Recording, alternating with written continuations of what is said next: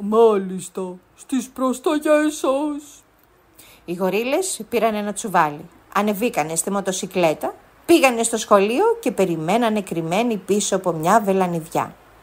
Μόλις είδανε τη Λουκία να βγαίνει, χυμίξανε, την αρπάξανε, τη βάλανε στο τσουβάλι, την πήγανε στον πύργο και την κλειδώσανε σε ένα δωμάτιο που το είχε ετοιμάσει ειδικά για το σκοπό αυτό η Δόνα Τεριδόνα.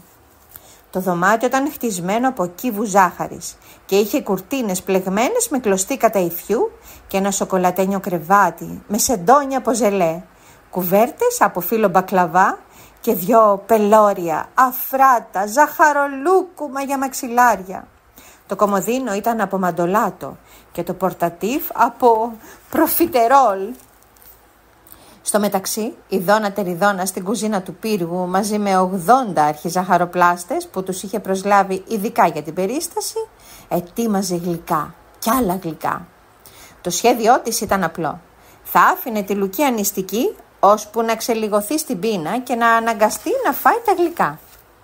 Κάθε μέρα οι γορίλες πήγαιναν στο κελί της Λουκίας τα πιο εξαίσια ζαχαρωτά, λόφους μουστοκούλουρα, λαχταριστά προφιτερόλ, ταψιά με γαλακτομπούρεκα, σκάφες με λουκουμόσκονη και σοκολατάκια τυλιγμένα σε χρωματιστά χρυσόχαρτα με γέμιση κεράσι, φουντούκι, πραλίνα και δαμάσκινο, μπομπονιέρες με ροζ και γαλάζια κουφέτα, μυρωδάτες χαλβαδόπιτες, τρεμουλιαστούς ζελέδες, πάστες με ολοκόκκινα ζαχαρωμένα κερασάκια, γλυκοπατάτες με γλυκάνισο και λαχταριστά μελομακάρονα που στάζανε σιρόπι. Η Λουκία όμως δεν τα έτρωγε, δεν ήταν εύκολο, αλλά τα έκανε πέρα. Όχι, δεν θα τα αγγίξω, έλεγε μέσα της. Δεν θα τα αγγίξω γιατί δεν έχω μαζί μου οδοντόβουρτσα και θα χαλάσουνε τα δόντια μου αν τα φάω. Όσο περνούσαν όμως οι μέρες και δεν έβαζε μπουκιά στο στόμα της, τόσο πιο δύσκολο ήταν να αντιστέκεται στον πειρασμό.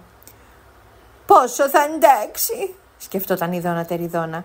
«Λίγο ακόμα να ξελιγωθεί στην πείνα και θα πέσει με τα μούτρα στα γλυκά.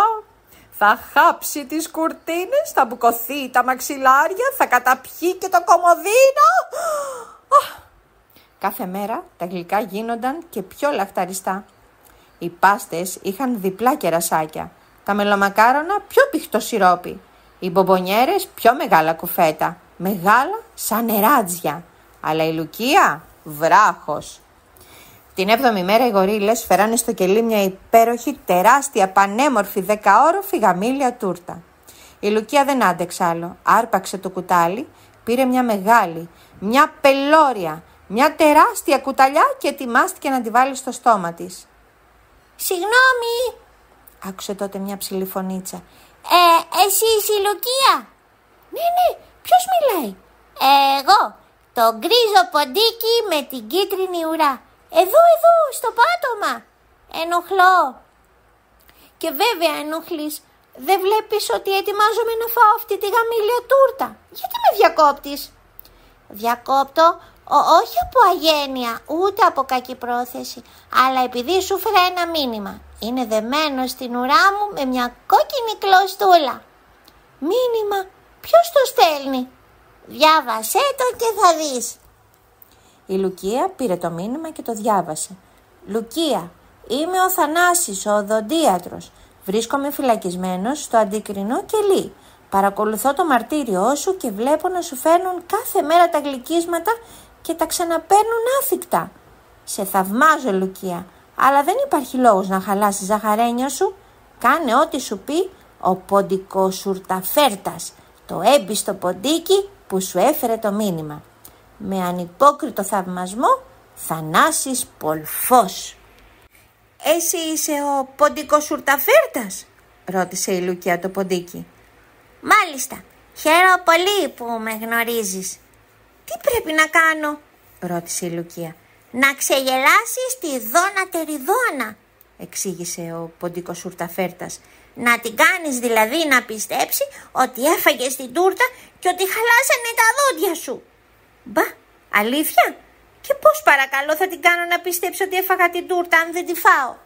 «Θα τη φάω εγώ και η παρέα μου». «Και πώς θα την κάνω να πιστέψει ότι χαλάσανε τα δόντια μου?» Θα τα μαυρίσεις με καρβουνάκι. Ποιο καρβουνάκι? Αυτό που μου έδωσε ο κύριος Πολφός.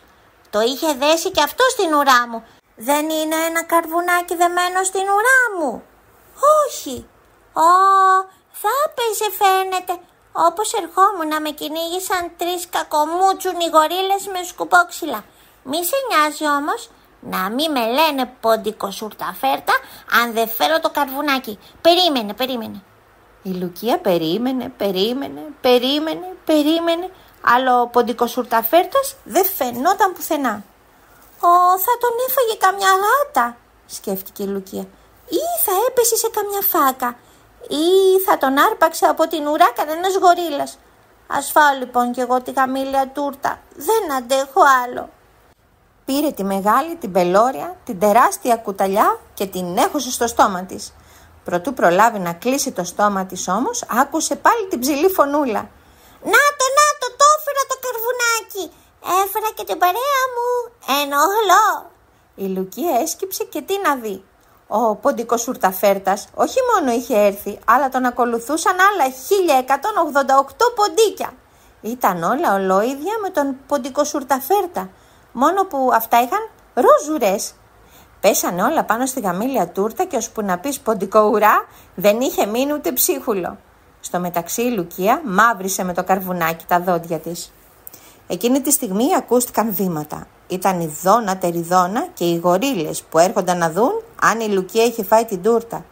Ο ποντικοσουρταφέρτας έκανε νόημα στους φίλους του που κρύφτηκαν όλοι στο πι και φι κάτω από το κρεβάτι. Τη στιγμή ακριβώς που η Δώνα Τεριδώνα ξεκλείδωνε την πόρτα και έμπαινε με φούρια στο δωμάτιο. Έριξε μια υπεροπτική ματιά ολόγυρα και μόλις είδε τη φαγωμένη τούρτα έλαμψε το πρόσωπό της. «Την έφαγες, κοριτσάκι μου, ρώτησε. «Μάλιστα, καλή μου κυρία». «Όλοι?» «Όλοι βέβαια. Μόλις άρχισα μου ήταν αδύνατο να σταματήσω». Οι γορίλες δεν μπόρεσαν να συγκρατήσουν τον ενθουσιασμό τους και άρχισαν να χορεύουνε φλαμέγκο. «Για να δω τα δοντάκια σου», είπε με λιστάλαχτα η Δώνα Τεριδώνα. «Για άνοιξε το στοματάκι σου». «Ορίστε», χαμογέλασε η Λουκία. «Βλέπω ότι μαυρίσανε τα δοντάκια σου». «Αλήθεια? Τι κρίμα». «Κατάμαυρα είναι». «Έχουνε τα μαύρα τους τα γάλια». «Δίνε του τώρα. Και αν θες τη συμβουλή μου, μην πολύ χαμογελάς, γιατί αν τύχει να σε δει κανείς θα του κοπεί η χολή του και ποιος τον σώζει». «Ευχαριστώ για την ευγενική σας συμβούλη, καλή μου κυρία. Θα τη λάβω σοβαρά υπόψη μου. Μπορώ να πηγαίνω τώρα?» «Στα τσακίδια», απάντησε η Δώνα Τεριδώνα. «Αφήστε την ελεύθερη». Έδωσε εντολή στους γορίλες και αυτοί την άφησαν. «Και τον οδοντογιατρό επίσης. Δεν τον χρειαζόμαστε πια. Έτσι που έγιναν τα δόντια της χαζούλες δεν θεραπεύονται με τίποτα». Σε λίγο η Λουκία και ο οδοντογιατρός ήταν ελεύθεροι. Πήγανε μια βόλτα στο πάρκο, σταματήσανε σε μια δροσοπηγή και η Λουκία ξέπλυνε τα δόντια της. «Εντάξει?» ρώτησε. Εντάξει», απάντησε ο Θανάσης. «Φτηνά τη γλίτωσες». Την άρπαξε από τα χέρια και άρχισαν να χοροπηδάνε και να κάνουν τούμπες στο γρασίδι. Στο μεταξύ, η Δώνα Τεριδώνα, αφού χόρεψε ένα φλαμέγκο από τη χαρά της, ξάπλωσε στην πολυθρόνα της, άρχισε να κάνει αέρα με τη βεντάλια της και ρώτησε τον καθρέφτη. «Καθρέφτη, καθρεφτάκι μου, ποια στον κόσμο αυτό έχει το χαμόγελο το πιο γλυκό?» «Η Λουκία», αποκρίθηκε ο καθρέφτης. «Πώς είπες?» «Η Λουκία». «Για ξαναπες το». «Η Λουκία». «Τι λες μωρέ, ποια Λουκία, είσαι στα καλά σου?» «Το και το, σε γέλασε. Δεν έφαγε την τούρτα». «Ποιος την έφαγε?» «Τα ποντικάκια». «Και τα δόντια της, γιατί ήτανε κατάμαυρα?» «Τα μουτζούρωσε με καρβουνάκι». Η Δώνα Τεριδώνα παραλίγο να σκάσει από τη φούρκα της. Άρπαξε τον καθρέφτη, τον στριφογύρισε 6 φορές πάνω από το κεφάλι της, του έδωσε μια και τον πέταξε έξω από το ανοιχτό παράθυρο. Αυτό όμως δεν την ανακούφισε.